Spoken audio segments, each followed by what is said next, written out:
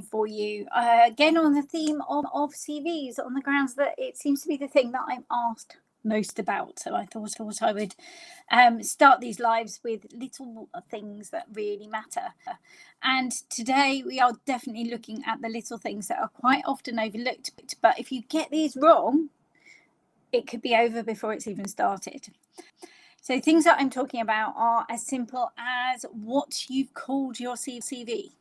The number of documents that I have received via email, both as a recruiter, but also working with researchers, that are called CV.doc.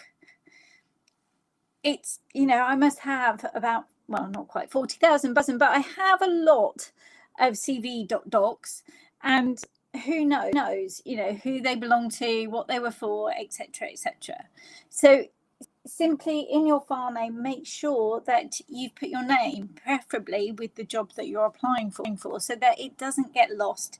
Once it's on someone's computer, it's flagged up immediately when they look at the file as to what it's for, who it's from. So important, and very, very simple. Other details that really help and are very, very important are spelling and grammar.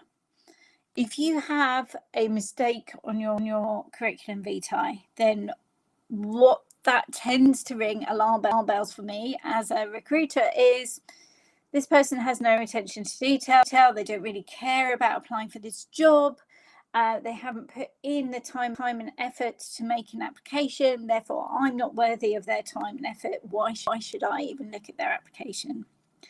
And so spelling, grammar, if you're applying in a language that isn't your own native tongue, then ask someone whose native tongue it is to read it through and double check, just so that you've got those perfect nuances set out. The other things that I would say are the little details that really help are page numbering. Some people, as unbelievable as this might sound, still print out CVs and things like that when they're recruiting. They might take them on a journey to read, or go quietly and recruit without any distractions.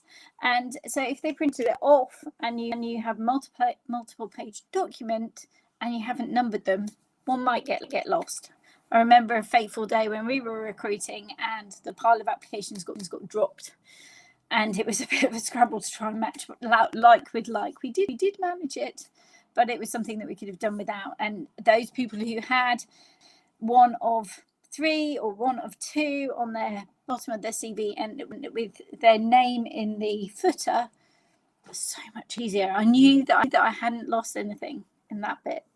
Equally, if you have lots of documents that you have to put in, so some of you might have teaching statements, research statements, etc. It might be a good idea to let the recruiter know the full list that you're sending in.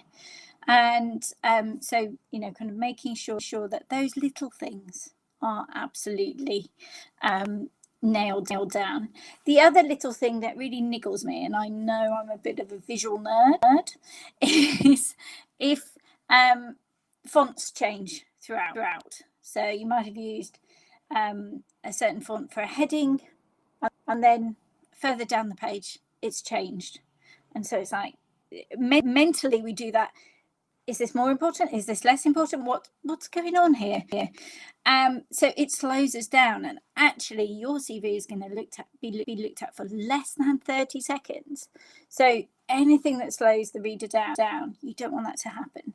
And the reason that we get those weird type changes and all sorts of things, funny formatting, is because quite often we have cut and pasted.